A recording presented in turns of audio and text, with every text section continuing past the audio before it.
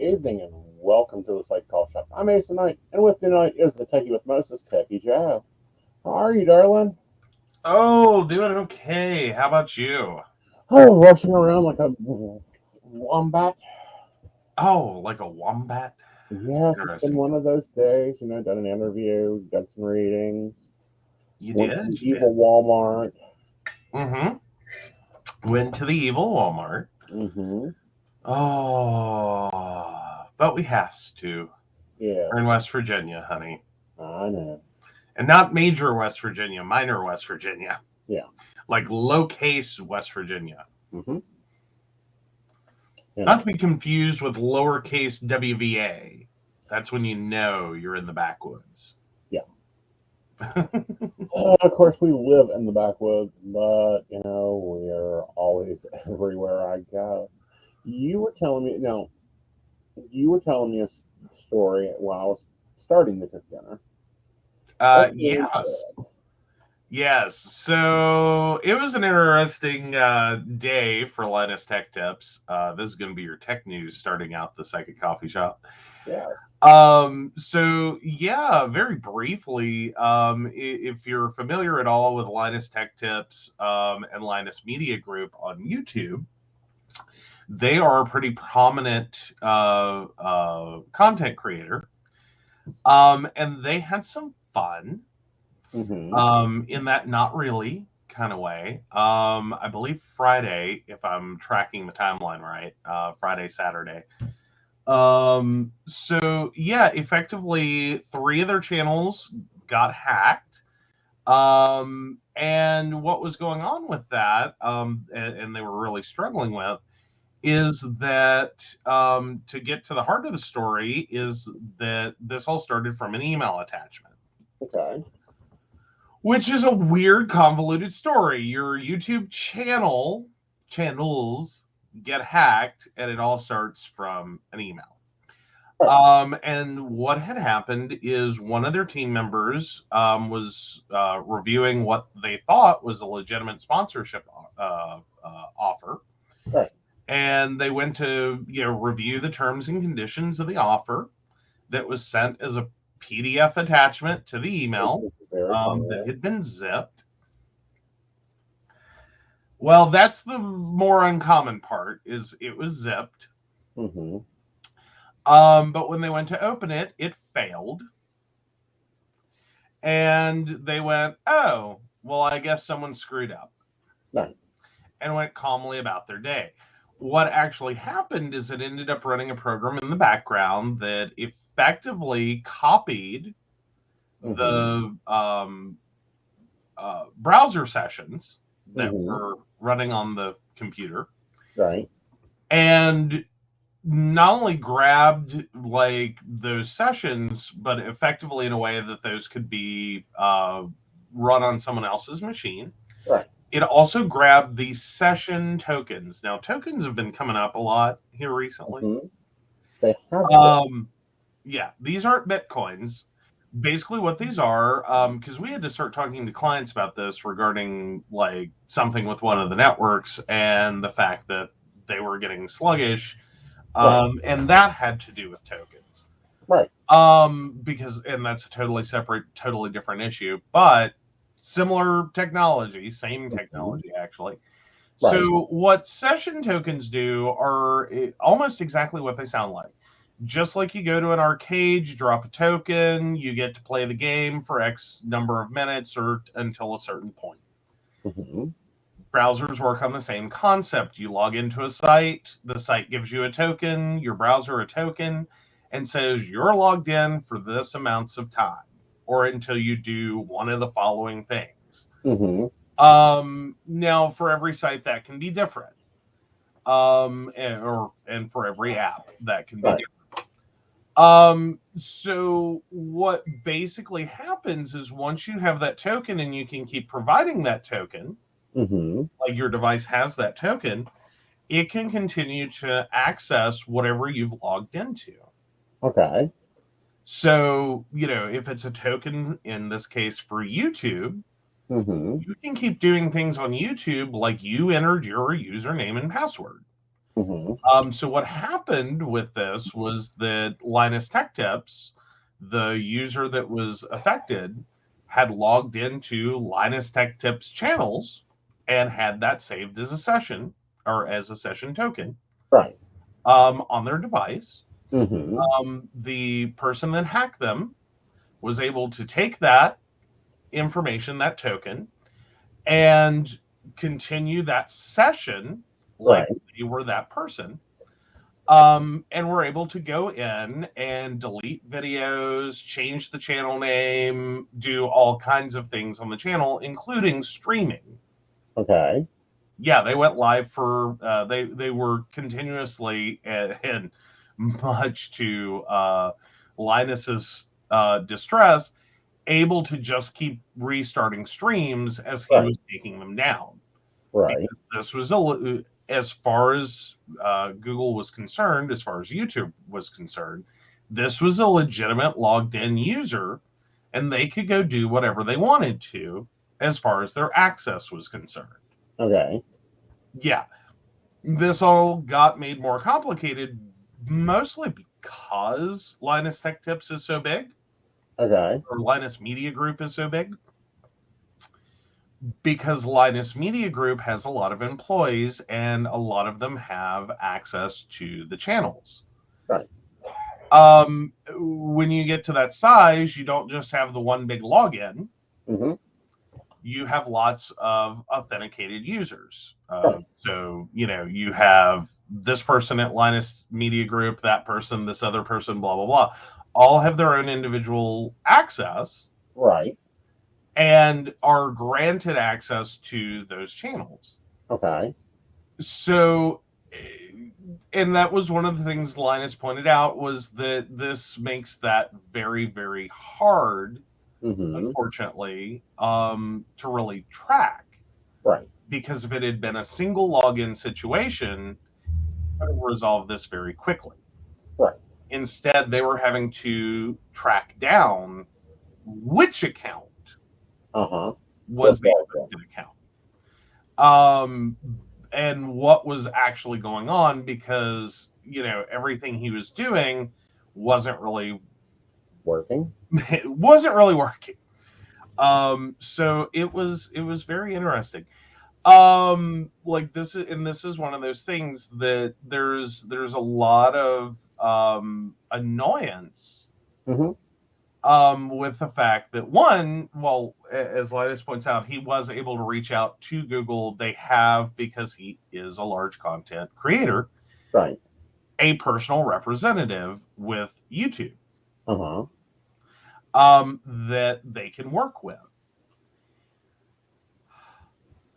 Annoying as that is, to the rest of us mere mortals who have no such luck and would have to figure this out on our own, even at that, YouTube really wouldn't tell them or talk to them very much. Right. Even though they have that representative, they don't really communicate. Right. But even they were struggling to figure out what was going on. Meanwhile, there is a lot of ire for Google and how it handles these situations. Right. The fact that this is really possible. Right. Because this wasn't someone going in and just changing the channel name or just deleting a video or just starting a live stream. Right. They were attempting to literally take over the entire channel. Right. Delete everything and change the channel name all at the same time. Right. So yeah. That happened. Scary. And none of that prompted a relog. Right. As in, nowhere in that did it go, that's unusual activity. Right. Why is this going on? Yeah. Like, you log back in again. Like, I don't think that's legitimate.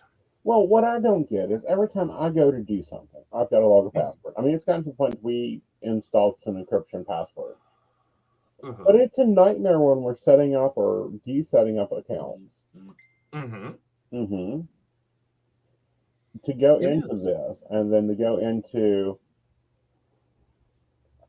everything else within it, it gets very complicated. And then I'm like, okay, what is the deal here? Why is X and Y and Z occurring? Why do we have to literally, and then someone else can just go in and take whatever? Right. That's insane. I know.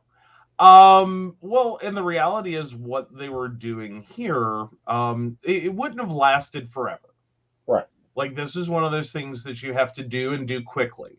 right, In terms of you only have a few days on that mhm, token, right, depending. right. Because each service does their own thing with Okay, how a session token works. right. So that if you're talking about a bank, that Hmm. token expires in mere minutes. Right, Generally speaking, few, if any, banks let you stay logged in for an extended period of time.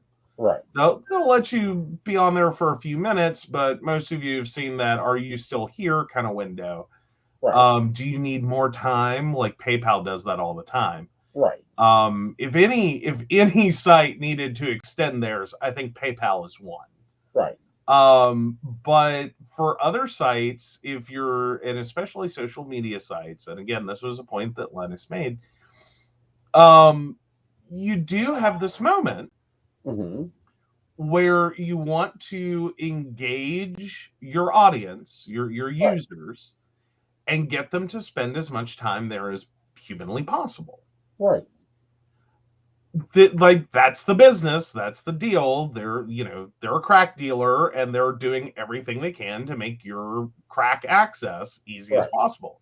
Like, really, when was the last time you logged back into Facebook? right, If you don't have multiple accounts, if you're not switching between computers often, if you're not flying often, right, um the answer is almost never. right. Like, maybe once or twice a year. Hmm. you know Most, and the same is true for Google, they Hmm. try to give you as much time as possible Right, to get you to stay in as long as possible. right. So yeah, it's a very interesting thing. There are some major calls to Google to change how they're doing this in particular, Hmm. and to put some more restrictions on it. But additionally, it all comes back to some of the oldest computing advice in the world, Right. which is,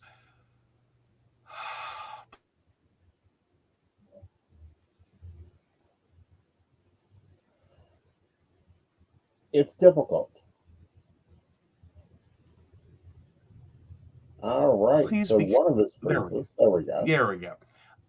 So the advice is old as time. I don't know when we lost me, but or lost you. I don't know which. Yeah. But the advice is as old as time. It's about opening attachments and being careful opening attachments. Right. Especially when you don't know them, and that's the bigger problem.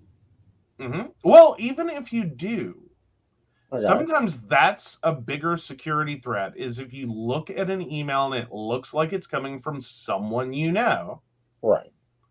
or a legitimate brand, Mm-hmm. to be very, very cautious that, okay, there's an attachment, Right. and especially if that attachment isn't, honestly, any attachment, please be careful with. Yeah. For as much as Microsoft has spent money on Windows 11 trying to make it more secure, Mm-hmm. They're we still not. still Yeah. we still allow opening a file Mm-hmm. and running it, Mm-hmm. even if the extension isn't what the content is, Right. It's which is a just. weird concept. It means you can put a program inside of a file labeled as .pdf, Mm-hmm. and it will run. And I think that's a problem. Like, I think there should Hmm? be something that stops that. Like, it has to. I don't know. It has to figure its own self out. Well, the reality is it is kind of harder to control that than one would first think. Okay. Because fundamentally, even though it's an expected open as an Adobe file, for instance, as a PDF. You would expect Adobe to open it. You would expect your browser to open it as a PDF, like whatever app is associated on your computer to open and just run that. Right. The reality is, on the computing side, is it's actually a lot easier than one would think, to just go ahead and run the code that the file actually contains, Right. than it is, especially if it's an executable program. Right. So like a .exe, a .bat, Mm-hmm. whatever it is, than it is to police the content. Like, it ends up happening faster than the computer can realize that, wait a minute, that's not what that's supposed to be. Right. So what can the users do, especially us in the social media world, where we're dealing with sponsors, we're dealing with this, we're dealing with that? Realistically, if you get something with an attachment, Mm-hmm. and this is not someone you work with, or even if it is, take a moment and verify it. Seriously, take a moment and verify it. Mm-hmm. Did you mean to send that? Right. Is this person who they say they are? Right. You know, like, be very careful with that as you're going to open those attachments. Mm-hmm. Really have that front and center in your head, is that just because it says it's from someone you know, Right. or the name sounds familiar, or Mm-hmm. it looks like it's an email from, Right. Walmart, Target, whatever major company that would stick out to you, Mm-hmm. don't start with the assumption that's legit. Right. Start with the assumption that, yeah, anyone can say they're anyone online. Right. The proof is in, are you actually them? So sometimes it's worth picking up a phone. Mm-hmm. It's worth waiting. It's worth sending someone a message. Right. And don't feel bad because it's like 2 or 3 in the morning. Right. If someone's sending you an email, then they're obviously awake. Well, true. Call them, message them. Don't Right. reply directly. Send them a new email to the address you know is valid. Right. You Because know, that's the other thing. I was like, but if they are, you know, hey Shannon, hey hello, Shannon, Brenda, hey Devin. and if they're trying to scam you, they're not going to make it very obvious. Well, sometimes that's unintentionally there. Like, Right. the old school theory is, if it's littered with grammatical errors, it's Mm-hmm. probably a scam. Right. But those scams are getting more sophisticated. They are. I will say that AI is doing a number of things, Mm-hmm. not the least of which is generating coherent. And he beeps out again. But no, AI is actually getting pretty good. Use that tech. Yeah. Pardon? Is actually getting very good. Well, yeah, AI is getting very, very good, and it's getting very, very good at generating text. Right. So it's becoming easier and easier to write intelligent, like, messaging. Right. Like, you can be the world's least proficient English speaker, Mm-hmm.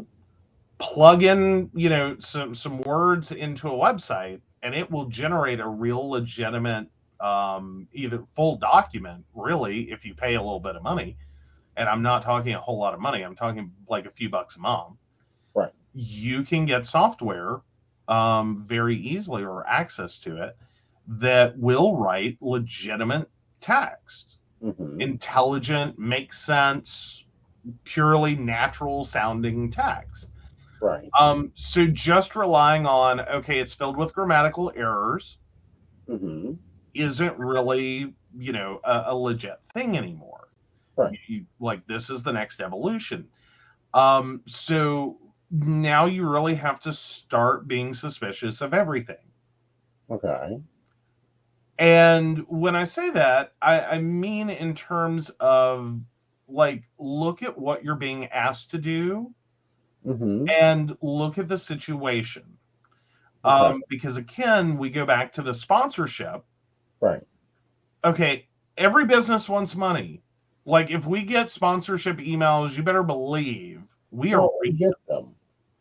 We You know. get them and we read them, and we want it to be real because we want money. Right. I mean, everyone does. And especially if you're walking through the process and it sounds legit, Right. like you're being talked to, like this is a legitimate sponsorship request. Like if you're walking through this process and it sounds legit, it becomes easier and easier to just open whatever Mm-hmm. and assume that that's okay. So always be suspect from the beginning that this Mm-hmm. may not be the golden egg.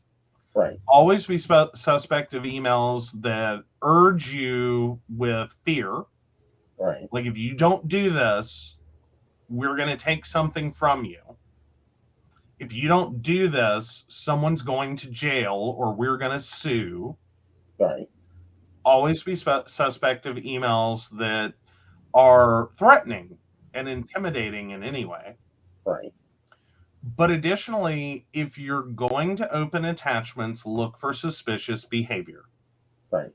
And what I mean by suspicious behavior is if you go to open an attachment that says it's a PDF, Uh-huh. it doesn't open, like you never see a PDF, Right. be suspicious. If it takes an inordinate amount of time and system resources to open it, but Right. it's like a one pager, Right. be suspicious. Know that there is a potential you've opened something else Right. to go with that. That means it's a really good time to reboot your computer, Mm-hmm. log out everywhere, Right. and log back in. And Yep. here's the rub: no one's going to do it. I can sit here and preach this. We've been preaching some of these things for decades. Right. What we've learned Mm-hmm. is that we are our own worst enemies at times. We Well, want to I'm believe the best sure we people. can be our worst enemies, but at the same time, there we have to deal with things in order, Mhm. and we have to deal with things so that they're able to work and grow and be fascinating and creative. But at the same time, there's some crap out there, and sometimes we just have to go around and go, okay, what do we want to do with this? Right, You know, how are we going to make this work? right. Well, and what was specifically talking about is logging out everywhere. Right. That's never been easy. No. So the real focus has to be on what can you lose where. Right. Google and all of its subsidiaries Mm-hmm. is a great first place to log out and Mm-hmm. log back in. Right. That is an A1 on my list. But anywhere that doesn't quickly time out, Right. if it times out within a few minutes to a few hours, like your bank, you don't have to go log in to log out. True. But if it is some of the bigger stuff, go log out and log back in. I Yeah. know it's a pain in the butt, Right. but it's one of those better safe than sorry moments. And that few minutes it's going to take, because it's going to take a few minutes, probably a good half hour, Normally. yeah, is going to be the difference between whether you have a nice, peaceful weekend Mm-hmm. or the nightmare, chaos, insanity Right. of finding that like your accounts have been hacked through Right. like this method specifically. Right. Because this Um, one's going to become more common. it will be. And the other thing I want to recommend here Mm-hmm. is, allowing yourselves to, you know, I make people share files with me. I don't like getting attachments. Throw it to Drive because then it has to go through a virus scan. It does. And I think that helps a lot Mm-hmm. in the way things operate, in the way things can do. Um, and it also makes it like, we ain't dealing with this. Right. Right. File sharing services are a good one. And in the case of like terms of service or whatever, Hmm. email someone back and go copy and paste that into an email. Right, I don't know a single person that's going to get mad about that. right. And if they do, There's a problem. that's a red flag. Right, You know, you don't have like I use PDF attachments. I really do. And it sometimes it is easier for me. right, If a client comes back and says, "Can you please just email that to me?" I will gladly copy and paste and never say a word about it. right. Yeah, Like I may have my own personal moment of like, ugh, but I'm not going to be mad about it. right. And that's the important part. We're not going to be mad about it. Now, there's some industry news that we're going to be moving to. Um, and Geo bought another platform. Yes. Yeah, So Live Person sells its online psychic reading service, Kasamba, right. from Seeking Alpha. Yeah. Nice. So Live Person LP, and that's a Nasdaq listed stock, LPSN, Mm-hmm. said Thursday it has sold Kasamba, an online psychic reading service, to Ingenio, a Mm-hmm. portfolio company of Alpine investors. Mm-hmm. Financial terms of the deal were not disclosed. There is a press release. So yeah. So Yeah. that was March 23rd. Mm-hmm. So just 5 days ago. Mm-hmm. Now, some of you may not recognize Ingenio, Right.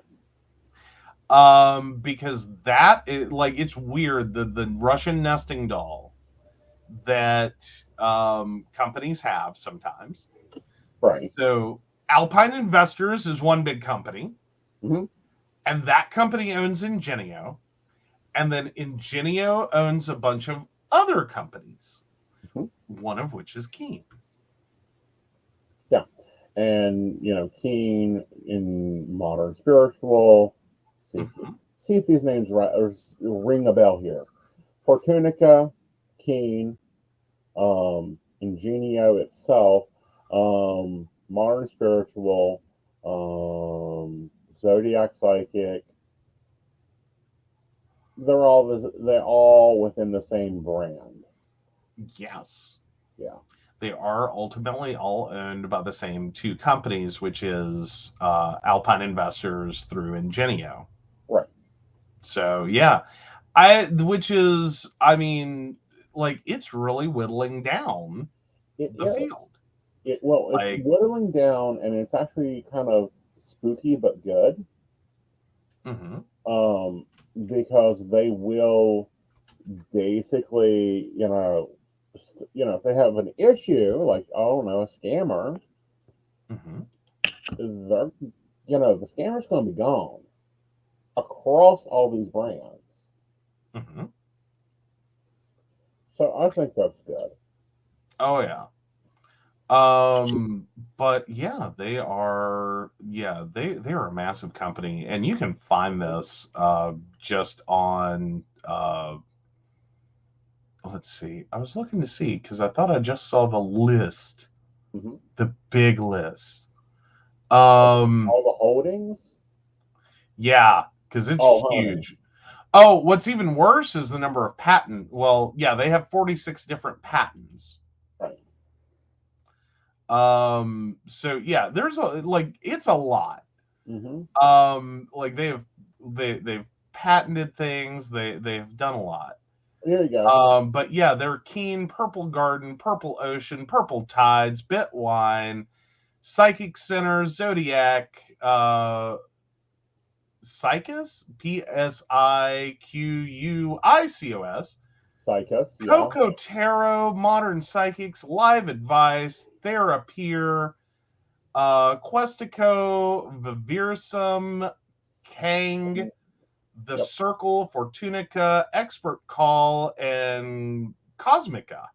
Cosmica. Yep. And Oh, horoscope.com, astrology.com, horoscopo.com, sunsigns.com. Oh, good Lord, it goes on there because they're broken down by countries. Yeah. And then anyway, horoscope, that's in Germany, Astro TV, astro.de, Zukunftsblick, Zakumba. Yeah. Glucksklicks, sorry, GLUCKSKEKS, Mm-hmm. and horoscope friends. Yeah. That's a lot. And now you're adding the Casamba and the Casima, which is the Spanish brand of Casamba. Ah. Yeah. So yeah, Kasamba's coming in there. Yep. There's like I'm well, Ingenio, I'm a little worried for you. You're starting to be the Ma Bell of psychic advice. There's 3 companies currently. There's 3 companies currently. They buy I'm just saying, California Psychic. They buy Circle of Stars. They become the only ones currently active in the industry that are big players. mm-hmm. Mm-hmm. They are. So yay. I will not be moving on to Casamba currently. Right. Because there's another announcement that went live this morning. And it's going to change some things. It's going to change a lot of things. One of them being that, I now can offer sessions that are pre-booked 24 hours of difference through a network that is over on Modern Spiritual. The prices are different than what probably like most of my viewers are used to. These are actually the professional value prices. So that's going to be different. It's probably going to shock a lot of you.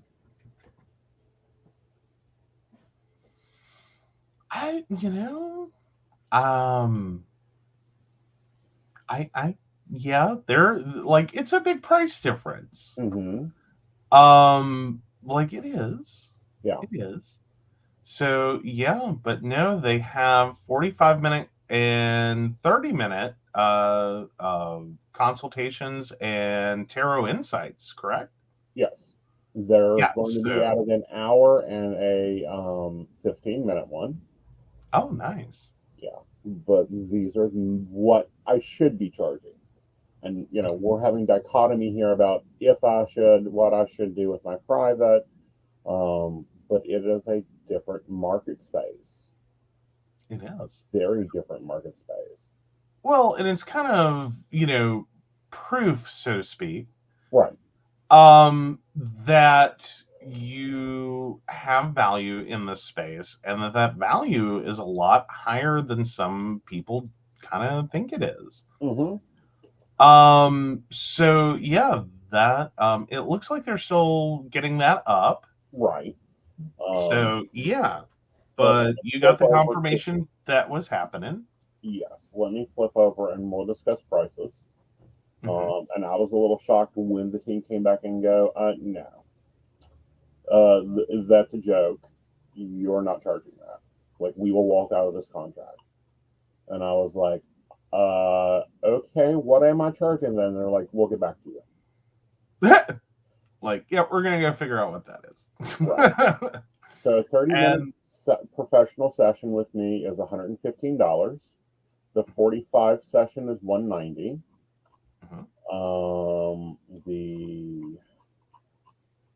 Mm-hmm. Sorry, I'm having to go through a lot of contractual notes. The 15 minutes is $70. Um, and the 60-minute is 260. Oh, there it is. Sorry, I was still showing like the 29th, Right.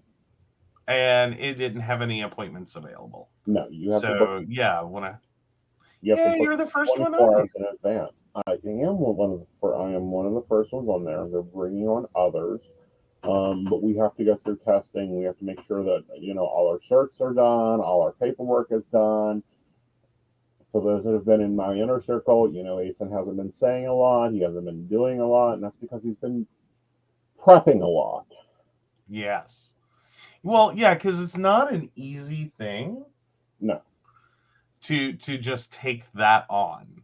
right. Because yeah, that was but yeah, that's interesting that they I'm sorry, I just find it interesting they default to tomorrow Right. instead of the first day with an available appointment. I So that know. was kind of cute. Right. But now it has all your times on there, and it's literally like booking you through a lot like booking you Right. through some of the other sites. Some of the other But sites. yeah, but Yeah, now it's very cute. it is. But no, I'm one of the first that has come on. Hmm. Um, and they're trying to get the others through the process. Where I was already pre-registered to do international readings, and to be ready to go with international, I was the easiest for them to onboard. Hmm. So that's fun. Yes. I will also be launching life coaching services through Modern Spiritual, and those will be different prices because it's a different service. And that will be hopefully over the next quarter. Nice. Yes. So, yeah, Lots of new developments. lots of new developments, a lot of changes, and weird changes like the way my planner runs is totally going to be different. Yes.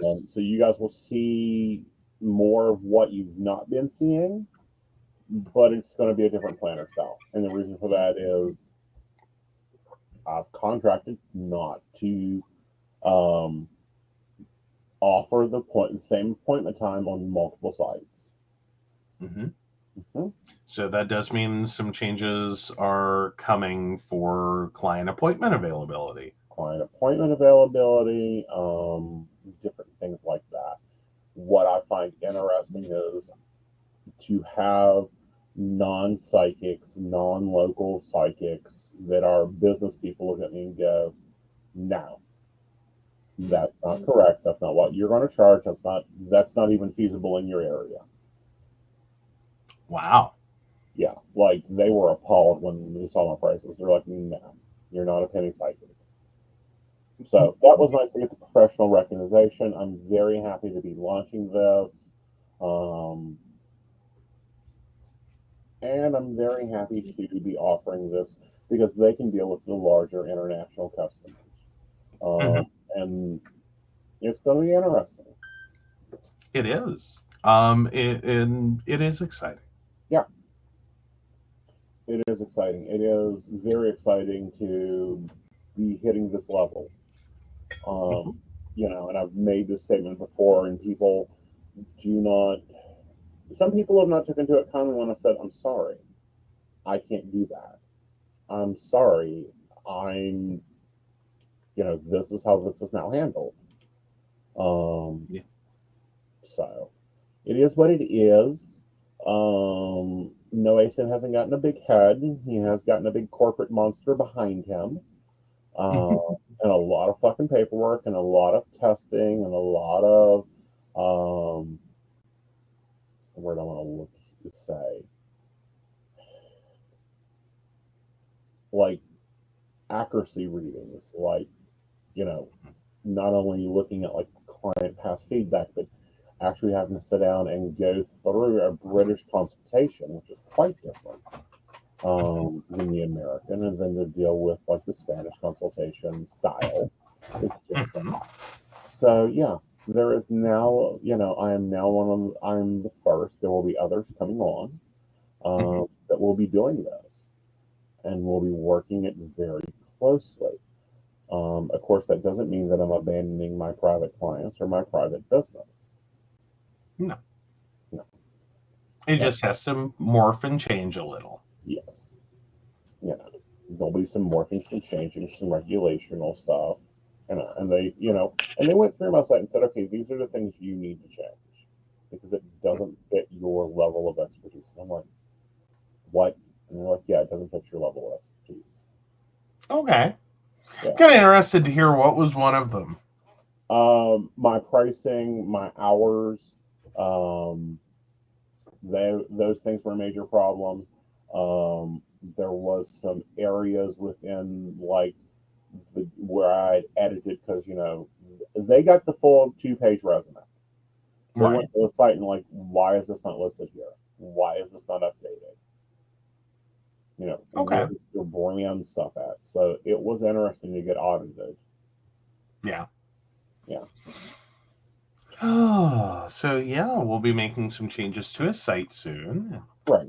And, most of these changes will not affect my baristas. My baristas are a different category, but it's kind of nice. And baristas, I am working on the link tree. That will be coming, but we now have to launch 2 more social media sites. Yes. Yes. Alrighty then. So lots of things going on. Lots of things, lots of classes, lots of brand, people stepping behind my brand for their brand, which is interesting. Mm-hmm. So why don't we take a break? Yeah. And when we come back, we've got some other hot topics to talk about. We do. Hey everybody, Lady Gwendolyn here, and as a certified spiritual life coach and shadow practitioner, I have thrown together everything that I have learned to develop a program that works for healing our shadow self and focusing on how we're going to heal ourselves for the future. I work with different types of energy work, such as EFT, TFT, and EFT energy, Reiki, access bars, and power forms. I've put them all together to create my own system that works. We also work with the tarot and the oracle. So I'm not just an energy worker and a healer, I'm a psychic as well. So you can go to Lady Gwendolyn Healing, find out all about me, and book with me on there. I love you guys, and I will see you out there. Hi, I'm Tracy Van. I'm a psychic medium, and I work with tarot cards. I also practice Reiki and access bars. I would like to share with you what a reading with me is like. It is a blended reading of psychic and mediumship, and I deliver these messages exactly as they come through. I'm not going to mince words or add any padding. I am a professional, reliable, and honest communicator. I have readings available anywhere from 15 minutes to an hour. You can book a reading with me at tracyvann.com. That's TracyVann.com. And no, I'll always tell you exactly what you need to hear. Welcome back, Goblins! My name is Jason, and I am the host of the Esoteric Book Club, a podcast that examines titles on the magical, paranormal, the mysterious, and the strange. I release 2 episodes a month in which I review books on esoteric topics, recap news of the weird, and conduct interviews with authors, practitioners, and experiencers. The Esoteric Book Club can be found on every major podcast service or can be streamed directly from esotericbookclub.org.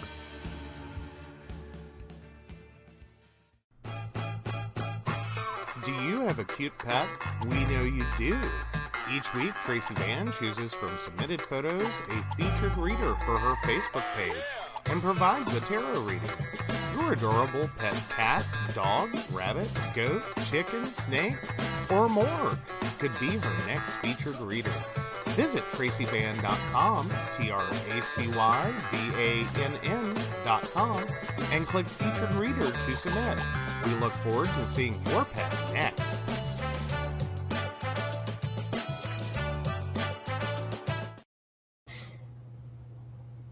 Okay, welcome back. Yes, I'm all confused now. That was a whole new commercial lineup, and I'm like, my timing's off and everything. Uh-huh. I was like, wait, what? Yeah. Different commercial breaks. Yes. We have updated. We did. So yeah, I'm really glad to see the new Tracy one. Yeah. It took me a bit to get it up. Yeah. Managing the bleeding calendar got interesting. This is true. This is true. And I've got to ask Shannon, which Tom Cruise slide in? Like, are we doing the I can't remember the movie. He's sliding in with a broom, or are we doing Wasn't that Risky Business? Or are we doing the one from Top Gun? Oh, fair. Wait, Top Gun was not Tom Cruise. Yes, it was. Was it? I thought it was Tom Hanks. Was it? You know I suck at names.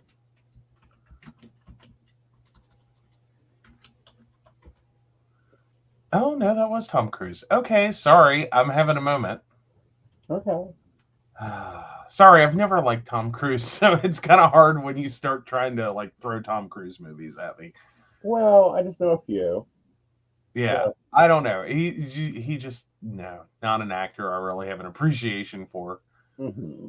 Like I think he's an okay actor. I think he's an okay whatever. Like he does okay. Right. But I've never seen a movie just because it starred Tom Cruise. No, it has. Like, Again, it has to have a plot for me. yeah. And I've been kind of like with him anyhow. Yeah. Oh, Devin's a big fan of Top Gun. Oh. Quote, I watched the original Top Gun on repeat. Uh-huh. I like the storyline. I haven't seen the new one. I've been a little bit like with Tom Cruise in general over his connection to Scientology. Yeah, a lot of people have been weirded out by his connection to Scientology. Like it's been weird. It's been weird. Yeah. And it's kind of like, okay. Just like Uncle Tom Cruise is here, everyone. Let's just not say certain things. And I don't know. The book, and what really changed my perspective was the book on Scientology. Oh yeah, John Travolta's way weirder. Like He I would is. have Tom Cruise over for dinner and just give the warning. John Travolta wouldn't get the invite. No. Like just no. But Troublemaker really changed my opinion a lot on Tom Cruise. Ah. Oh wow! So Travolta made a movie that was basically a love letter to the father of Scientology. Yeah. Yeah. Yeah, Travolta's made some interesting movies. Mm-hmm. Yeah. He's made some good movies. I can't say he's a bad actor at all. Right. Like he actually is a really good actor, and he is like thwarted by himself. Right. Like to some degree, I think Roseanne Barr is a really good actress. Mm-hmm. But God, if she isn't like hamstrung by her own self. Right. Like because there's no separating her right. and the crap that comes out. Right. And it's just like, nope, sorry, you get the bull, you get the horns. And that's kind of, and that was kind of disappointing. Like, I'm sorry, Roseanne was very disappointing. She abandoned her original character public image and really went bad. And I'm like, Well, but there's a lot of argument that's not really what happened. Is that technically what happened is that everyone got really attached to the character she played and didn't realize until like it was so glaringly obvious. Right. That's not her. Right. Like, yes, she had a show called Roseanne, and Roseanne Barr starred in it, and as Roseanne Connor. Right. And yeah, some parts of that were taken from her past. Well, not only that, but like even before that, there was her stand-up, and it was the Roseanne Connor character. It's what she portrayed publicly for many, many years. And Yeah, then but she it's gets still this chance to continue on to of her life's work and blows the fuck up. right, which she did every time she came to prominence. Right. It's self-sabotagement. Yeah, she blows up like she goes viral, so to Right. speak. Modern terminology. Right. She goes viral, then she blows it up, and then she goes into hiatus, and then she comes back and she goes viral again, and then she blows it up. Right. And this has been her entire career. But the biggest problem has been that she ended up naming a character after herself. Right. And it creates a lot of problems separating the two people. Right. But the other side of that was that she not only played that character on our television screens back when there was only TV, but her stand-up was that character. Her commenting on shows was that character. And then she goes and drops out this, I don't know who the hell you are, why are you even here, behavior. Yeah, well, that's the real person. Right. Roseanne Barr. Right. That inadvertently shows up. Right. When it's like, no, dear. Right. We need Roseanne Connor here today. Exactly. We're interviewing Roseanne Connor. We wanted Roseanne Connor to come sing the national anthem. We didn't want Roseanne Barr, but we did because we didn't even know how bad that was. Right. we need Roseanne Connor at this event. And so yeah, it's kind of been it's been a thing. Yeah. But yeah, and it happens. And that's kind of the John Travolta story, is he's done a lot of memorable characters. And then John Travolta showed up. And it's, and the same is kind of true for Tom Cruise. He's done some memorable characters and had a decent career. Right, but he changed characters, and we saw him, it's like, oh, you're an actor. You're doing your acting. Got that. Right. But with Roseanne, yeah, you're right. With Roseanne, no one saw it coming. No. Like, it's just this one character for the longest time, and then all of a sudden, the real Roseanne Barr shows up, and everyone goes, what? Like, records scratch the whole yard. Here's an example. It would be like me suddenly, I don't know, dropping the psychic, dropping the life coach, and becoming the psychologist with a psychology degree, or better yet, becoming Brother Moore or Brother Knight and starting a church. It'd be like, what the hell's going on? Well, and I don't even think you would have to go so far as to start a church. It's just if you're in the middle of an interview and like we were to suddenly learn that, yes, Aeson Knight goes, to work and works for, services and does all these things. But then we find out that privately, you are, like, you don't believe any of that. That's not who you are. That's a character. Right. And you go to, sorry, and I cannot remember the name right now, the church. From your childhood. Yeah, Pentecostal Holiness Church. And you're totally a Pentecostal, and like all this stuff that comes out of your mouth sounds like, every Pentecostal ever. That would be shocking. Right. People. There would be a whole moment like, wait, what? What? Yeah. Like, I'm sorry, like, peace, love, and light dude just went Pentecostal holiness on everyone. What? Yeah. huh? Yeah. Woo. Who, what, where, when, why? You Yeah. know. It's like I'm trying to think. There was another one that was really bad for like the total difference between the character that they played and the actor actress that they were, and I like it's in my head and I can't think of it. Okay. Like it's sitting there Right. way back of the stove. Right. And I want to But thank anyway. Brenda for this comment. Oh yeah, for that type of site, the rate makes sense. Absolutely. Right. Yeah. Absolutely. Yeah. So yeah, because I was a little nervous to make the announcement. It's like, yes, guys, the prices are different than what you're used to seeing. Mhm. You know, because I've always wanted to be that, but no, I can't think of who. Oh, I know who it was. Braveheart. Oh, what is his name? That's John Travolta, isn't it? No, it is not John Travolta that played in Braveheart. Oh. Hold on, I'm gonna look up Braveheart.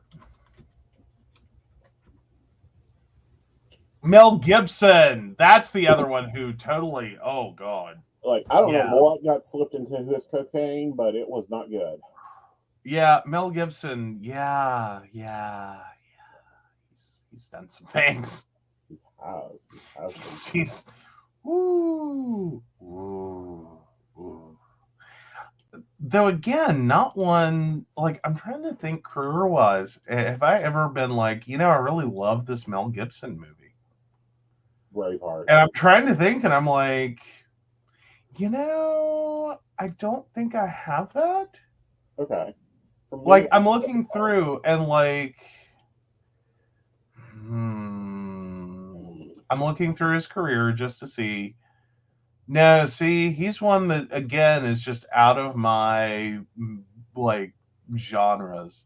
Mm-hmm. Like he pops up sort of, Mm-hmm. but most of the movies he's done over the years are like, yeah, not really The anything. Patriot. Yeah. Oh, Maverick, Lethal Weapon, Bird on a Wire. Bird on Like, Wire was decent. There was another one he done, and I'm looking for it. I don't see it here. It was about having a psychic kid and aliens take over. okay. Oh, good Lord. Yeah, I don't know what that one is. Is it the Field of Dreams?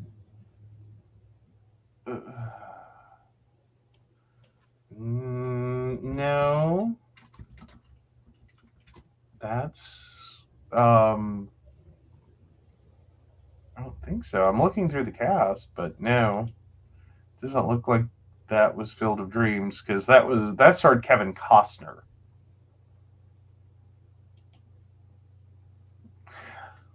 Yeah.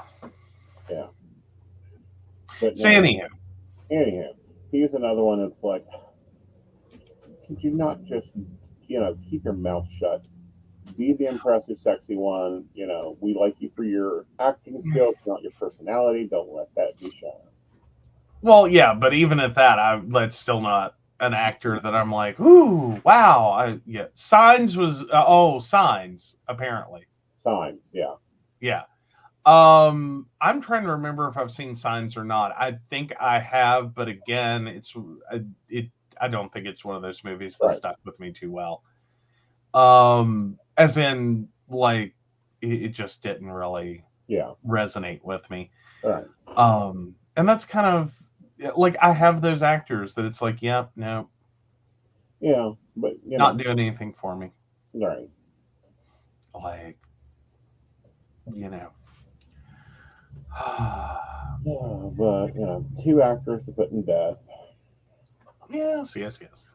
All right, so let's roll in here. Where are we going to roll into? Well, you may start seeing a new charge on your Walmart shoppers. Be very careful of your receipts. Like I checked my receipt before we went on air.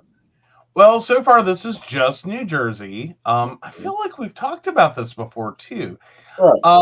And it will probably be spread out very soon. But Right. yeah, customers in New Jersey starting today will be charged 42 cents for their grocery bags. Mm-hmm. Yeah. But they can opt to use their own reusable bags or, buy reusable bags while they're checking out. Right. But yeah, for delivery, customers may opt out of buying bags when finalizing their purchase, but they must leave totes or reusable bags at their doorstep. Mm-hmm. Yeah, lots of shoppers are unhappy. Right. Yeah, actually, one Twitter user went so far as to say, quote, together with self-checkout, this is another nail in the eventual Walmart coffin. Right. I don't think it is. I don't think it is. Um, I think we've seen this. We have been prepped for this with Save a Lot, with Aldi. well, and this was all supposed to start before the panini. Mm-hmm. And then we got to the panini. Right. Now, I will say, and I think this is important to be said. Do I think any of these stores actually believe that they're doing the right thing for the environment? No. No. They see 42 cents. Yeah, per bag. Which, we picked up. I picked up cat food. I picked up dishwashing liquid. I picked up laundry supplies, and I stocked up on canned goods. Those hunting a deal. The canned goods are on sale for 50 cents a can. You can't beat that. That's all I picked up, and it was but there was at least 15 bags. Mm-hmm. And personally, I prefer paper bags when I can get them. Well, yes. Yeah, you do. But I'm still sitting here. I think it's a good thing if it gets us to use the bags. Because again, I don't think the companies care whether they destroy the environment or not. They really, really, really don't. They care that you care. Mm-hmm. They don't care as a corporation. The bags are not. Other than 42 cents is 42 cents. Right. And multiplied by, multiple bags. Yeah, that adds up quick. Right. So they're all about that. Right. The fact that it looks like they're helping the environment is gravy on the situation. Right. And we see that with different things that we get charged for. Right. It's sort of like the inverse version of a vice tax. This is basically a morality tax. Right. And I want to know how much is actual taxes and how much is company fee, now passing on the buck to us.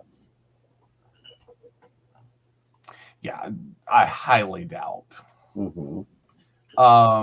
that they're actually getting taxed. Right. Though it did mandate that, come on. So in May 22, a new law mandated that New Jersey retail stores, let me see. So beginning May 4th, 2022, the law prohibits all stores, including retail, food service business, and grocery stores from selling to or providing their customers with single-use plastic carryout bags. Right. Oh. Yeah. From selling to. Oh, so in New Jersey, what? Interesting. So digging a little deeper, they're not even supposed to be selling the plastic bags. Right. Yeah. So yeah. So well, they're probably getting around that and getting better bags. Right. A reusable. So a reusable bag, carry-out bag, is defined as one that is made of polypropylene fabric, PET non-woven fabric, nylon cloth, hemp product, or other washable fabric, and has stitched handles, either thread or ultrasonic, and is designed and manufactured for at least 125 reuses. Right. Yeah. So I like that New Jersey's law actually did think this through, and instead of just using different bags or just selling bags or just whatever. Right. Yeah. Yeah. Yeah.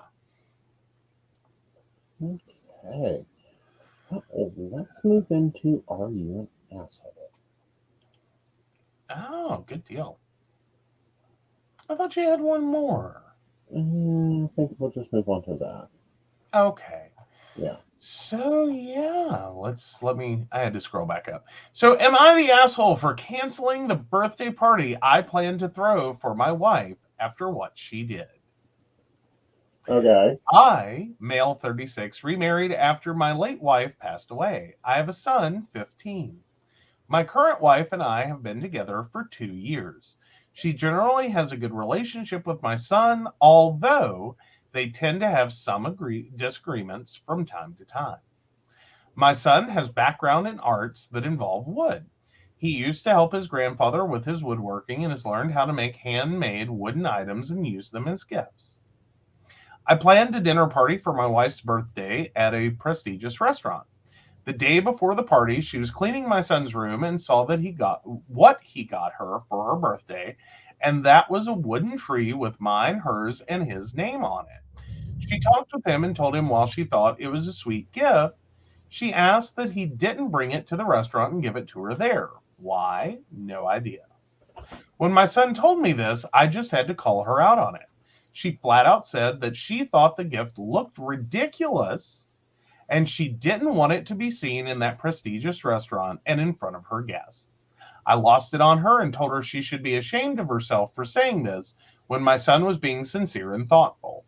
She swore she wasn't, quote, ashamed nor, quote, embarrassed by his work and even said she'll take the gift, but she simply didn't want it to be seen there. I told her not to worry about it since I decided to cancel the whole thing. She went off on calling me unreasonable for outright canceling her birthday over such trivial thing. I refused to keep arguing, but she threw a fit about how I ruined her birthday and made her lose respect for me and my promises. My son kept the gift since she left the house 2 days ago, and her mom has been chewing me out for my decision, calling me an asshole for treating her daughter like this. It could be that it was not a big deal and I overreacted, but my son was feeling hurt by her request. Not the asshole. By the I'm way, going the to poll say, is up. My view is not the asshole. My view is any gift is a gift, even though it may not fit what you would deem proper for the location.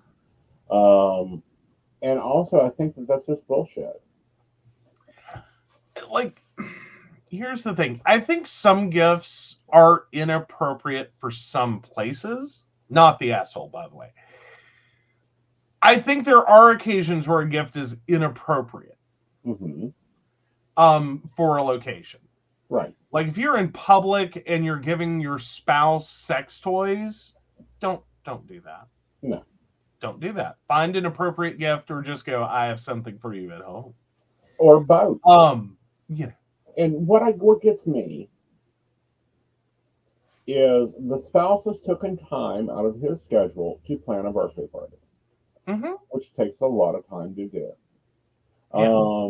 And it really shows a devotion to the wife to choose a restaurant that she likes, choose a place, to do things that's a prestigious place. Mm-hmm. Furthermore, this is woodwork. Woodwork is expensive. Right. Well, and I think more than that, even if it was horrible, Right. even if it were horrible, Right.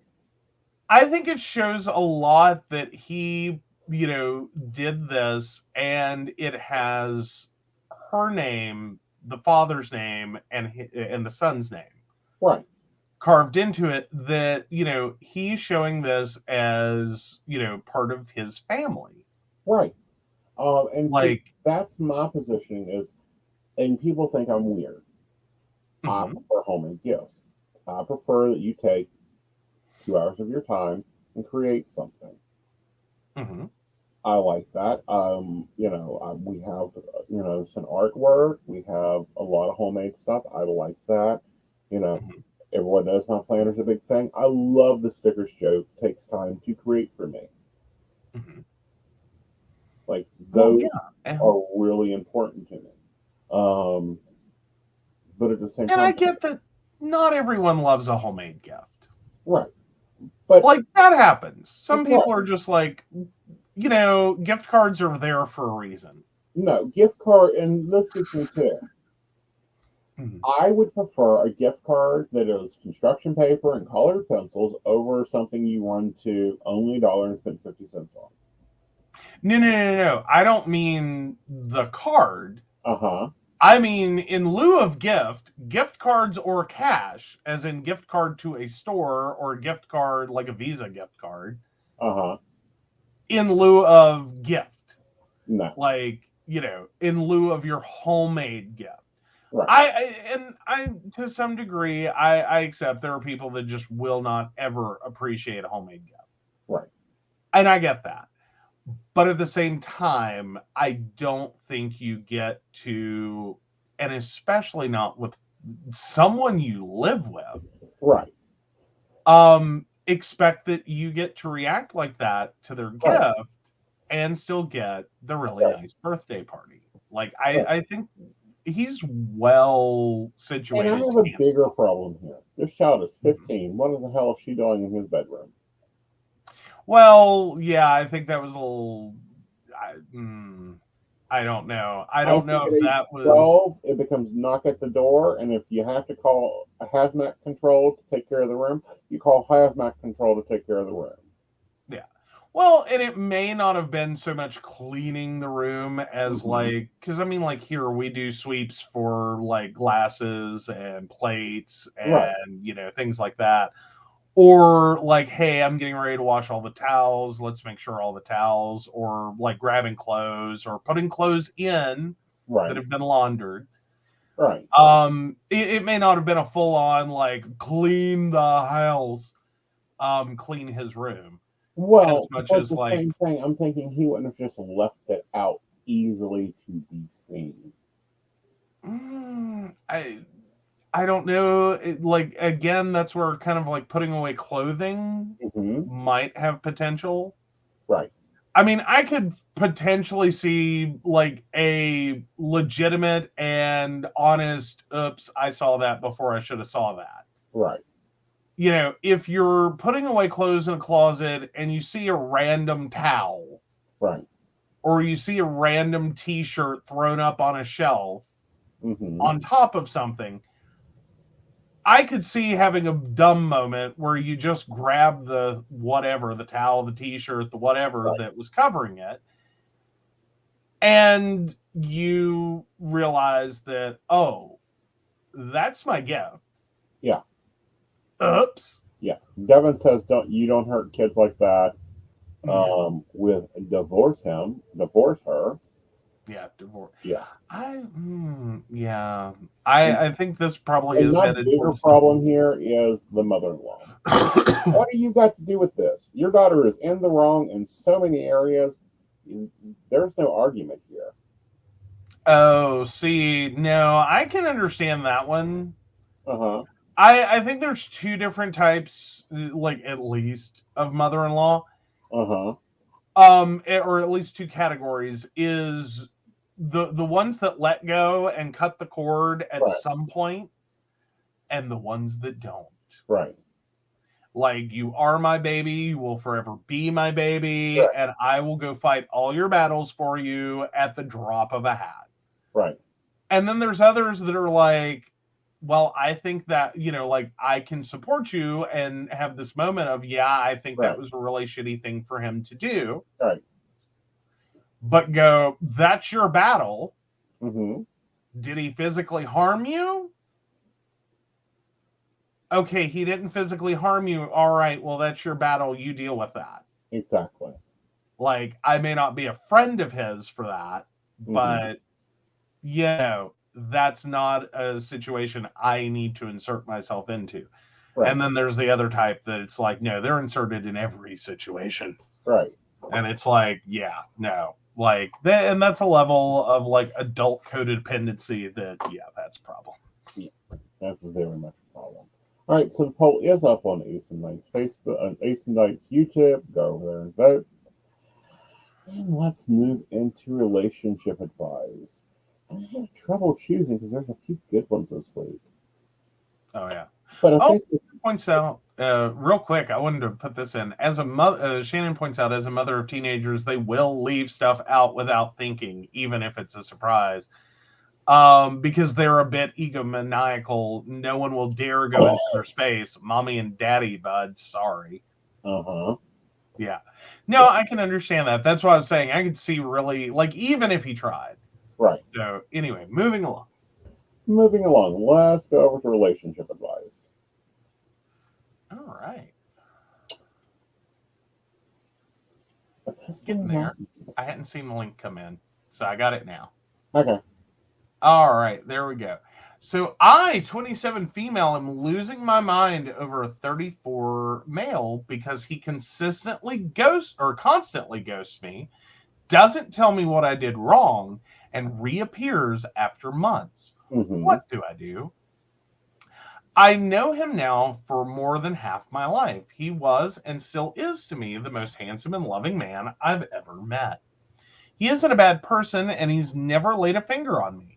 He is soft-spoken and caring. Yet, I can't stop crying because of him. There are moments in which I feel the pain is too unbearable. It would be so much easier to just unalive myself to stop feeling what I feel. He keeps ghosting me without even saying a word of why he is upset with me. He suddenly disappears out of my life, leaving me with this emptiness and numb feelings inside. I don't know what to do. This whole relationship with him has cost me my mental and physical health. I failed classes, exams, and got suspended because I bunked school or skipped school to see him. I've lost jobs, opportunities to do what I wanted, lost friends and interest altogether in my life. Yet my heart doesn't want to get on with anything. He, on the other hand, seems to be perfectly fine. I don't wish for him not to be happy and healthy. It's just that he seems he neither misses me nor does he see the pain and anguish he puts me through. I've had panic attacks and nervous breakdowns because he was upset over something or wasn't talking to me. I can't handle the silent treatment. It drives me insane. We don't live together, so when he ghosts me, I don't get to see him for months. I can't keep doing this. I cannot take it any longer. There were times I wanted to move on from this, but then my life seems to me as if it's over. I don't want to do anything, or worse, I want to harm myself so the physical pain can drive out the emotional one. Where do I go from here? I Okay. only ever wanted him in my life. He's my first and only everything. I've never felt the desire to be close to anyone else. Can someone tell me how I move on from someone my heart is so set at? I know that if I stay in this relationship any longer, I will lose all my sanity. Okay, this is going to sound harsh. You don't need relationship advice. What you need is a therapist, first of all. This is not love, this is obsession. Mm-hmm. Okay, this is a very dangerous obsession. This is also uncomfortable obsession. I also feel with this, there are some things that are very clear to me. One, there is always a issue that he is not getting enough oxygen. So he's having to step away from you. Mm-hmm. Imagine like a rubber band. Sorry, gotta remember where my camera is. Yes. Because he can't get a breath. Most times when guys ghost, they need to think. They need to have their heads together. They need that quiet time. Why? And if you're being as obsessive as you sound in this post, that is not love. That is obsession. Yeah. You are more of an addict to the emotional dopamine you're getting from him than you are to an actual relationship. Well, and I think for some people, like I think we all have that, is we hit someone who is our kryptonite. Right. And it's not a relationship. So it's not even relationship advice at that point. It's the advisement that you've met your kryptonite. Mm-hmm. Much like Superman, you need to get away from the kryptonite Mm-hmm. as quickly as you can. That's your only solution here. this is someone who has, unfortunately, Mm-hmm. A level of control over you Right. that is not healthy. Right. Moreover, it's not that he's not into you. Right. Like, just know that on the actual relationship side. It's not that he's not into you, it's Right. that he also knows Right. that this is not a healthy relationship, that what Mhm. you're showing towards him is not a healthy relationship. Right. And quite frankly, I think he probably keeps coming back because you're easy. Well, I think that Because he's your kryptonite. right, but he also keeps coming back hoping that she's grown, she's changed, she's, you know, and I see this so often. I'll change, I'll do better, I'll do this, I'll do that, I'll do this, I'll do that, I'll do this different, I'll do that differently. Yeah, that could be it. It could also be what I'm saying is that, like, he's just taking advantage of it. Right. Like, there are guys that do that, as horrible as that is. Right. It's just easier than dating someone else. It's just easier. And I don't really mean to imply you're, as a person, easy. Right. But that with you, right, like, sure is your answer to everything. Yeah. Sure, we'll go do that. Sure, I'm waiting for your phone call. Sure, I'm ready to go on a date, whatever. Like, I can be ready in 15 minutes. Right. Sure, I would love to go to this thing that I've never had an interest in my life in because it's with you. Right. Yeah, no. That's not a relationship. That's obsession. That's your kryptonite. Right. Move away from the kryptonite. That's why you need to get your happy little ass to the therapist chair. Mm-hmm. You need to realize very quickly that you are doing nothing but hurting your own self. Mm-hmm. Mm-hmm. And feel safe in the knowledge that we all have a person like that. Right. That inexplicably, whether it's a dating relationship or even a coworker sometimes, right, that is kryptonite to us. You can think no bad about them. They can do no wrong. Mm-hmm. They can burn you a million times and you'll still help them out. You'll still show up. You'll still be ready. Right. The minute they call. Right. And the only thing you can do with that is move away. Right. And the only thing you can overly, even collectively, get comfortable with there is finding your own respect, finding your own boundaries, finding your own self. Granted, yes, he's your first love. That's cute. This is more than puppy love. This is at a level of addiction. Mm-hmm. And when it gets to this level of addiction, you're in trouble. Yeah. Okay? Because one of three things are going to happen. Either one, you're going to get into a very dysfunctional relationship with them. Two, he's going to go, bye. I can't breathe around you. You won't even let me be who I am. I'm gone. Well, yeah, and then they play this out back and forth over and over and over for potentially decades. Right. Like, right now he's 34. I'm going to assume not married. Right. He's going to go away again. Like, he's going to come back. Y'all are going to do the dating, and I put that in air quotes, thing for a while. Mm-hmm. Till he can't handle it anymore because it's not healthy. And, like, it really is, like, it sounds great, mm-hmm. but it isn't. Right. Because, like, I think there's this fantasy world that and again, I think it's kind of, everyone has it. It's this fantasy partner that does everything you want to do, has all the same interests as you, is always ready to go with you. That's not real. You can't have a real relationship with a fantasy. And I think most people know that's a fantasy. Right. And so they start, like, seeing all the cracks in it. And it's like, it sounds great. Right. It sounds great. But it's all of the, like, emotional connection of a sex doll. Exactly. And that is problematical. and it becomes desensurizing for the other party. Mhm. But if she is this level of obsessed, and yes, I'm using the word obsessed because that's what it is, Yeah.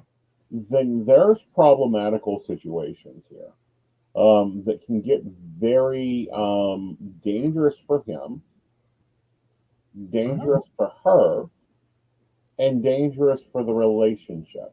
Because when someone goes to this level, and I do mean this level, not being of obsession, to where you're thinking of harming yourself, that is dangerous. That is stalkerish behavior, and it creates stalkerish people, and it becomes very um, problematic for you and dangerous Well, for you. and for him, Yeah, because unfortunately, self-harm is something that can turn outwards. yes, Like, as horrible as it is to say right now, the fact she wants to self-harm is a little less concerning, okay, because she could end up turning to, like, basically an episode of Snapped, right, or First 48, right, because that can flip really quickly if he says the wrong thing, exactly. because she's also in a relationship with a fantasy Right, more than a person. hmm, Like, but she can't distinguish the two.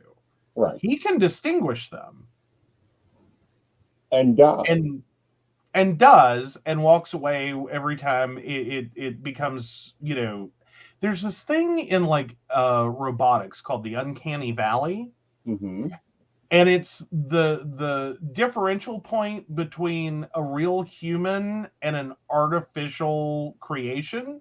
okay, And it's, what it all refers to is the creepiness of something that mentally is a machine hmm, that you are attaching to as a person. right, And so there's this thing called the uncanny valley to describe this level of creepiness hmm, for how close to human a machine is. I think that can also occur when you're trying to date someone who's dating their fantasy right, and you're the fantasy. hmm, Is it becomes creepy. right, That you don't want it because it doesn't, it's ew. right, It's and like, this isn't like a real relationship. This is like a fantasy. true. It's like, I'm expecting to wake up at any moment because this is a dream, because this can't possibly happen in real life. Right. And, the other more glaring tone here is why does he keep walking away? He keeps walking away because he's trying to get peace. Mm-hmm. Okay. He's trying, the level of obsession you are showing is clearly that the man doesn't get peace. That you're constantly on him, you're constantly wanting communication, you can't handle the silent treatment. Well, more so, the silent treatment is him trying to step back and go, I can't control this chick. I can't even get a boundary or get my needs clearly toned to her because she's immediately wanting to go to time, obsession, collection, go through that process of, I'll do anything you want to do, but, not, but if he doesn't respond the way she thinks he should respond, then she goes into obsession mode. She goes into, Mm-hmm. well, he's talking to somebody, he's cheating to somebody, he's doing this, he's doing that. That's not a healthy position Mm-hmm. for him Like, mentally. she basically might as well have signed, like, finish this with, pick me, choose me, love me. Right. Because all of this sounds so much like an episode of Grey's Anatomy. Mm-hmm. That moment with, that Meredith has, Okay. that it's like you start to realize that like she's not just in love with Dr. McSteamy. Mm-hmm. She's gone over. Okay. She's completely lost her ability to make rational choices. Okay. That's where you're at. You're Meredith, dear. Okay. I have a question. Since the one actor is no longer on Grey's Anatomy, are you watching it? Here's the thing. I'm not technically a huge Grey's Anatomy fan, Uh-huh. but I had I know someone who was and probably still is a huge Grey's Anatomy fan, like watched it on endless repeat. You could not visit them that they were not watching Grey's Anatomy. Wow. So I've picked up enough of the show Mm-hmm. and enough of the parts of the show to know some things about the show. Right. I like, and sometimes I like a Grey's Anatomy episode. Right. It's not a bingeable for me. It's like, I'll watch a few clips, Right. I'll watch an episode. It's not a bad show. I don't know. I think I've seen it, but I don't have that ideaism to get that involved to where I'd still be watching a show even though I don't enjoy it. Well, I think the biggest problem I have with the show is they really sunk the entire show on that relationship. Uh-huh. You know, this one character is having with her married, so to speak, mentor. Uh-huh. And the like level it went to and the insanity that it was and all the and it just went on and on and on and on and on and on and on and on and on. And it was originally just supposed to be a medical drama. Mm-hmm. And it became like so absorbed into this relationship that it was like, I can't even. Right. Like, I'm sorry. It's like if, did you watch ER? A few episodes. Okay. Anyway, that would be. I was going to make an analogy there, but never mind. Okay. Because again, that's a show that had a few love relationship interest things going on that were part of the plot line. Right. But it would be like one of those just being center stage for multiple seasons, and that's 80% of the show. Right. And it's like, no. Well, then that leaves that leaves a lot of the medical drama out of it because it's no longer about like medical drama. It's like House. I love watching House, but if they took House out of it, I'm not watching the show. Right. Well, it would be like House, but all we pay attention to is like how much pain he's in, how much Vicodin he's taking, Mm-hmm. and that's it. That's the whole show. We're just going to pay attention to that. Right. And then it's like, oh yeah, you have a case to work on, and like 2 minutes of the episode is him figuring out what's wrong with them. No, thank you. And That's it's like, House. yeah, no, that's not House. That's not the show people signed up for. Right. And that's kind of where I think Grey's Anatomy came in at, is that I think it was going to be a very good medical show. Right. And then somewhere along the line, they turned it into a soap opera about her love life. Right. Which, understandably, because it was a giant obsessive compulsive disaster, Mm-hmm. of trying to be with someone who's already in a relationship that doesn't want to leave the relationship. Right. And you're trying to do everything in the world, and your whole emotional stability hinges on whether or not. Mm-hmm. And I'm going to ask the viewers: Are you Are you still watching Grey's Anatomy? There you go. Because good Lord, I think they finally got off the plot line. Well, they removed the character. Like she left. Oh no. Yeah. No. Yeah. No, Meredith is still on there. She's now like chief of something or whatever. Yeah, but Grace left. Pardon? Grace left. What Grace? The main character left. Meredith. Yeah. And I'm saying no, she didn't.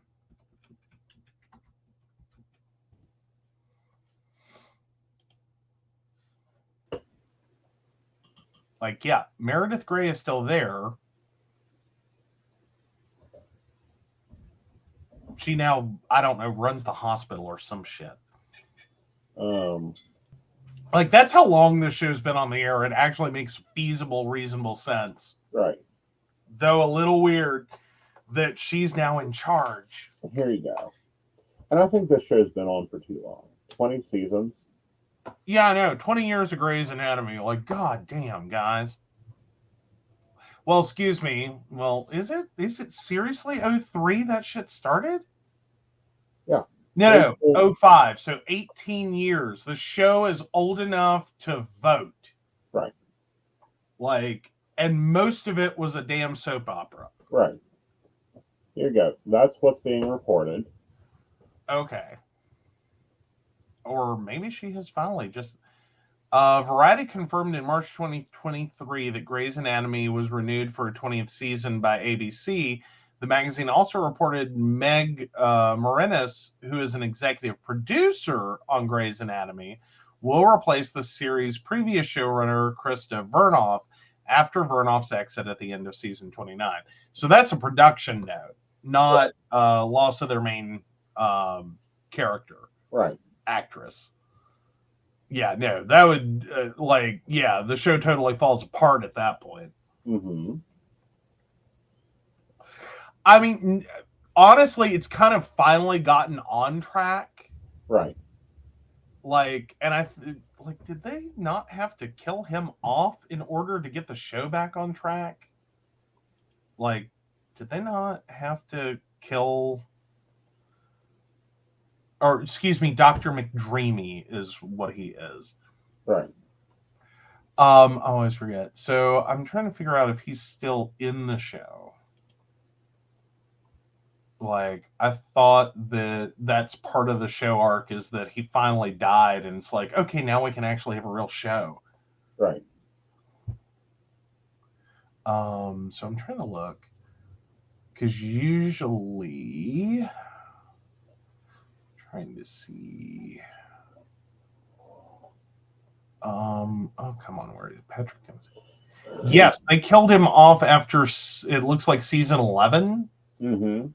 And then, like, it looks like they may have had like an episode where I don't know, like a flashback sequence or something in season 17. Right. But otherwise, he's off the show. Has been off the show. Right. Like, thank God. Right. Like, I'm sorry, that 11 seasons of that whole, will they, won't they, is he, aren't they? There it is. It's a damn soap opera. Elena Peruno. Oh, Ellen Pompeo? Yeah. Or Pompeo? I don't know. One of the two. Is leaving Grey's Anatomy. Oh! Well, I am sure that is... Well, I would say after this many, she is ready. Yeah. Oh, okay. So, no. Well, in January 2018, she renewed her contract for 2 more seasons. So, yeah. So that was probably her last renewal, and she went, okay, it's been 20 years. Yeah. I'm done. There you go. Oh, yeah. Yeah,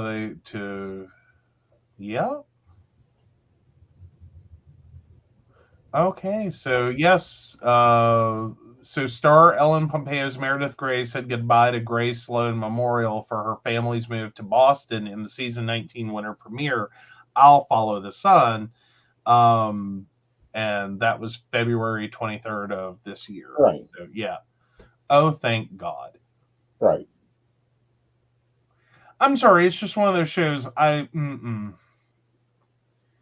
like, I've watched too much of it, mostly as a hostage. And I'm not saying it doesn't have its moments, that it's not funny, that it's not Mhm. whatever.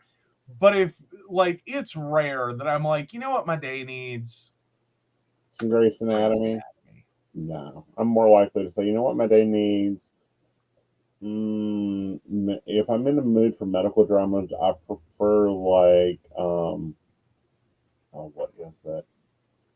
Like, for fuck's sake, I will watch a Klinger-based episode of MASH before I'll watch Grey's Anatomy. I like Klinger-based episodes of MASH. They're interesting. Just because Klinger is interesting, although I prefer the ones that are based on Radar, which was based actually after a real dude.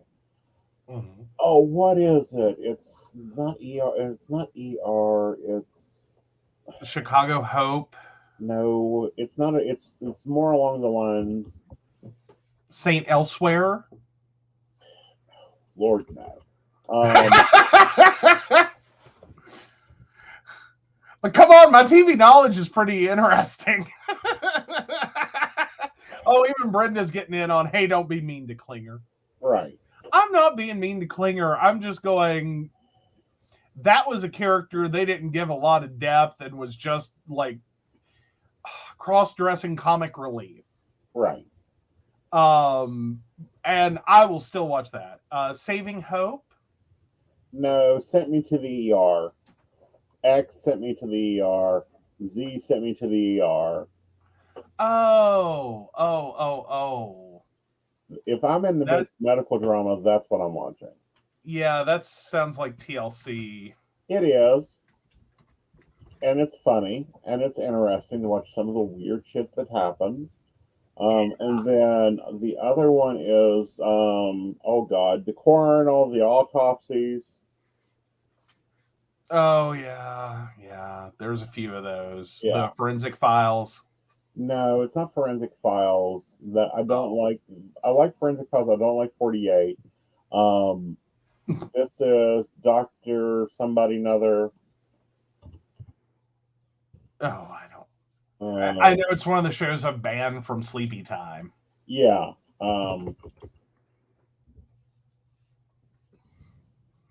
It's autopsies, that type of thing. Yeah. Yeah. Our guest will get. Or something medical examiner. Yes. Something medical examiner. I'll watch that. If I'm in the mood for real medical drama, I'll watch those. Well, but those are actually real medical case files, not to be confused with a medical drama. Right. Body of Proof? He just starts adding shows that I'm going to have to ban later. No, Scar, and the reason I ban them is legitimate. He has to have the TV on when he sleeps. Yep. I have this weird thing where if the TV is on, sometimes that starts influencing the dreams that I'm having. So a whole night of like autopsies, rape and murder, missing persons, like, Dr. Yeah, G, that screws up medical my sleep. examiner. Do what now? Dr. G, medical examiner. Dr. G. Yes. I learned so much from her. She's so entertaining. Oh, so yeah, I watch Alone a lot to go to sleep. Interesting. I'll have to check that out. Yeah. Right now, I'm on a bandwagon of true crime solved shows. Mm-hmm. Missing people, that type of thing. I was And it was solved 22 years later, 40 years later. Yeah. Yeah, I know. Your YouTube has been throwing those at you like... Hey, it's better than the Muslim stuff that was coming up forever. Oh, God. Like, I'm well prepped for the Eastern markets. I understand the whole negotiational process and all the things that go into the marriage. And it's not and let's point out, this is not anything against Islam. This is not anything against Muslim people. It's just his YouTube algorithm got obsessed. Yeah. And it's like, you're going to learn everything there is to know. Mm-hmm. You're going to see every show that has ever been done. Mm-hmm. Like and especially this one Yeah. Discovery Channel, I think it was Discovery Channel, episode of that just, oh my God, it kept coming on. Right. And it was like, could you stop? Like, it's nothing against anyone. It was just like, if I watch this one more time, that and Russian oligarchs. Yes, I am well versed in the Russian oligarch. Like the entire history of the Russian royal families, all of it. That kept, like, it sat there and alternated for a while between the two, just as hard as it could go. Yeah. Like, you're gonna watch this daily. Yeah. And it was like, oh my God, we got to find something else, some way else for you to watch what you want to watch, because I can't take it. Right. You know, and I've reached my end on some things. Unsolved Mysteries, I've watched every episode, both the new and the old, to the point that I can predict them. And it's like, oh, no, I'm not in the mood for it. Of course, when most of the bodies are in a damn lake somewhere. Well, and it's not even not even just the ability to predict them, but literally to the point that, like, you can mouth the words along to the episode. Yeah. And that was the last time that anyone saw her, and blah, blah, blah, blah, blah, blah, blah. Right. You know, so I've moved on past that. Thank goodness for YouTube. There are some nice new true crimes that has been very interesting, and I'm very happy with. Finally got rid of the one guy whose voice I couldn't stand. Like, I really didn't have a problem with his content. I just could not stand his voice. Well, and I think it was because if it's his voice, God help him. But I thought for a while he was using one of the text-to-speech converters. And like it was doing this weird intonation where every sentence ended on a question. Right. And it was just like, I don't know if that's a real human voice or if that's just really bad text-to-speech. Right. But it was like a real human voice. He was Finnish, speaking English, so of course he's questioning if he's saying it right. But he's the one that also done the explored apartments that have been locked since, the Second World War. Like, they're just now getting to where they're going through some houses that haven't been touched. Yeah. Oh, so those are some warped true stories for you to follow up on. Uh-huh. Oh, so Alone is on Hulu. Okay. Get to watch people trying to survive alone in the wilderness. Interesting. Okay. I've watched some content providers that have done that. And I really wish they'd produce more episodes of Naked and Afraid. That's interesting for me to fall asleep to. Yeah, that's another show that I just... Yeah. And this sounds bad, but it's like, remove the blurs and I'll show up. But otherwise, you're just sitting there with like a censor ban tease. Right. It's like, move it over to HBO and fucking do the show. Right. Like, or don't. Right. That's where I'm at. Yeah. Like, if you're going to do reality television with me, then I, remove the censor bars. Right. Well, and put it over on, Skinamax or whatever. Right. Well, see, and my thing with it, and my thing has been with my problem with TV, is that my class of television is no longer available. Okay. Like, there are no really good sitcoms right now. No.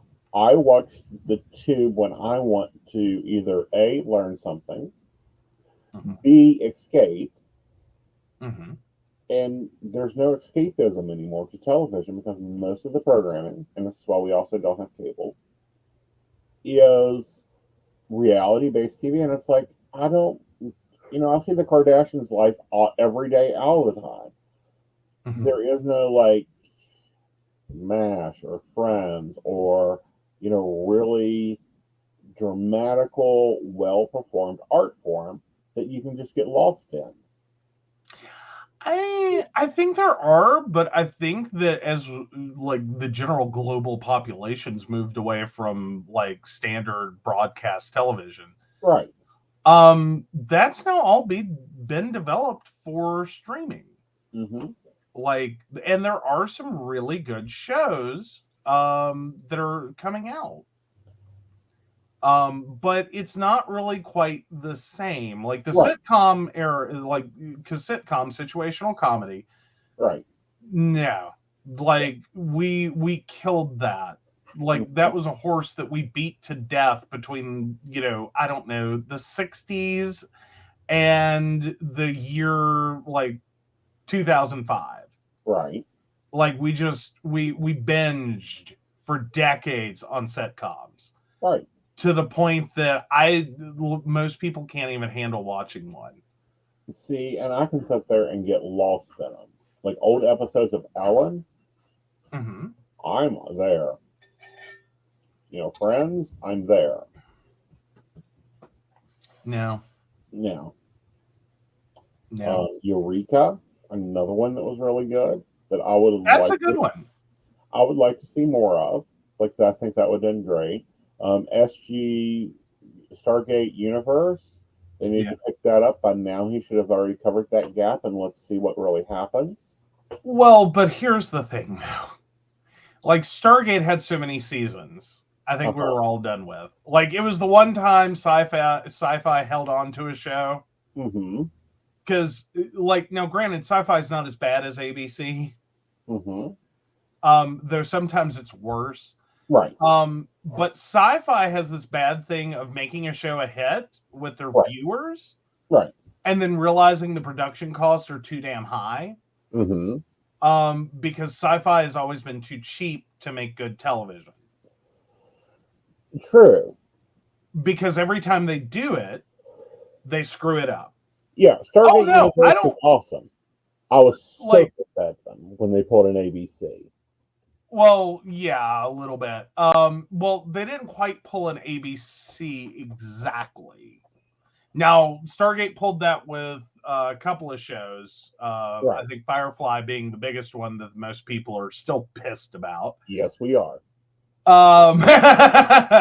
But I like Stargate Universe, SGU. They didn't leave it in a good spot, but they didn't leave it in the worst spot. Right. But now ABC has a problem with they start a show, and I think ABC only plans for it for one season. Right. Like it's optional. Mm-hmm. And they don't tell the writer that. Right. And so the writer keeps writing like it's going to continue. Right. Because they're still telling a story. Right. And ABC pulls the plug on it. Right. Because it's not the next greatest like show ever. Mm-hmm.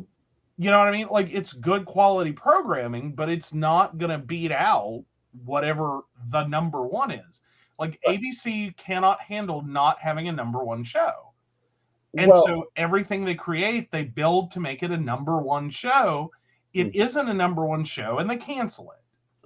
And see, here's my thing with it. It takes time, especially after we have been abused as viewers. Mm-hmm. And this is another reason why Aeson just doesn't watch TV that often. He only do YouTube a lot more.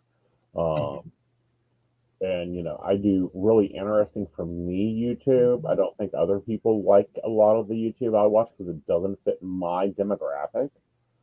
Okay. I.e., Super Kitchen. What is that? What is her name? The one. Jay Morrell. Jay Morrell. Love her. Watch her shows as soon as they drop. She's a mom that has like 11 people in her house, and she does mega cooking. Mm-hmm.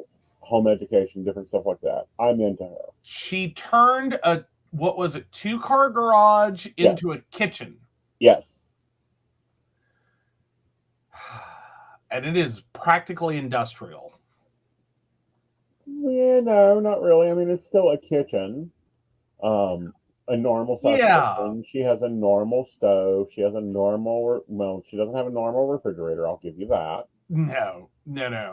Well, and even the stove is borderline a commercial stove. Right, but it's gorgeous. And watching that process and watching her, and hearing, how they've done this, because her husband's an electrician.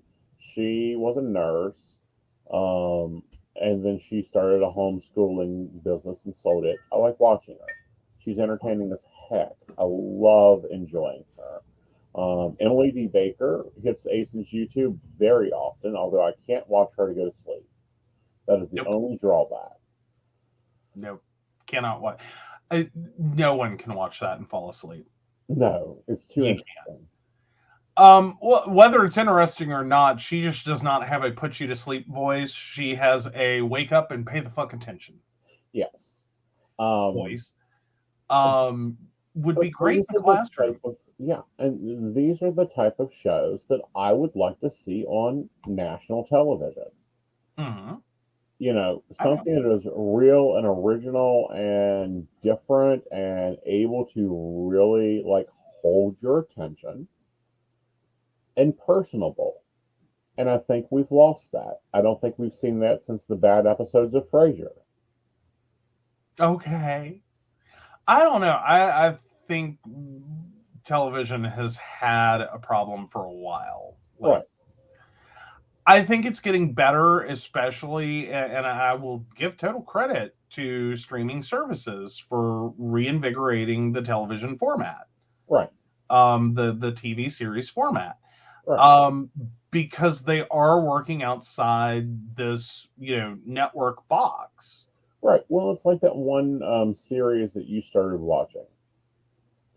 And you're like... Which one? It was recent. I think that you're still waiting for new episodes from it. We didn't know how long... Because one of the things we do is when Aeson takes a nap, he'll go watch his TV. Sometimes. And he will time waking me up by what's on TV. So if it's a 45-minute episode, then we're sure that Aeson will get a 45-minute nap. Well, more to the point is if you lay down for an hour, I will typically try to pick something that's either an hour or set an alarm. Mm-hmm. If you're laying down for an hour and a half, I can watch 2 45-minute episodes. Right. And the show you're thinking of is Last of Us. Right. That's an HBO one. That totally blew that theory.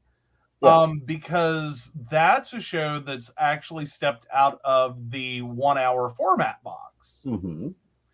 And each of its episodes take however long they take. Right. And there's no consistency. Now, that's one I could have got. I had to watch myself on because I could get sucked into that one. You did a couple of times. I did. You practically watched a whole episode. I know. And then, which is a big deal with him because he'll come in and out and watch parts and pieces and a few minutes here and there. Right. It's rare that he's just like, I need to go to work. Yeah. And just locks back in. Yeah. It's very rare for me to do that because I've seen, and this is one of the pitfalls of being a psychic, is you can see the start of the story, and you're like, Romeo and Juliet again. I have said Hollywood needs new LSD. Yeah. Well, and that's sort of where shows like Last of Us are really coming in great, is they are taking on and not just following main characters that meet some people and do a thing, and then you just keep following the main characters. Right. They're branching off into these other characters. Uh-huh. And what their story was that got them there. Mm-hmm. And made the connection and how they knew each other and, all this. And it does create a really different show when you're not just follow the main character through, meeting all these people that you know Right. nothing else about. Well, what was that one show you watched probably a couple of months ago, and it was like one show. It followed this character set. The next show, it followed this character set. Oh, I think that was another apocalyptic. Right. And that was oh gosh, I can't even think. Hold on though, I think I can find it pretty quick. But it was the same story, but it was told from like 3 or 4 different views. Right. Yeah, that one was oh gosh, where is it? Because it's a newer one, and it is a post-apocalyptic. Right. It's basically there's a horrible flu thing. Right. Oh, Station 11. There you go. Yeah, sorry, that's the one. The name screws with me. Like, I know why it's named that, but yeah. Yeah. And it just keeps bouncing perspectives Mm-hmm. of what happened and what was going on and why, characters chose to do what they did. So you don't ever get sucked in by this one main character and just go, everyone's against them. Right. Or, like, what's their problem? Right.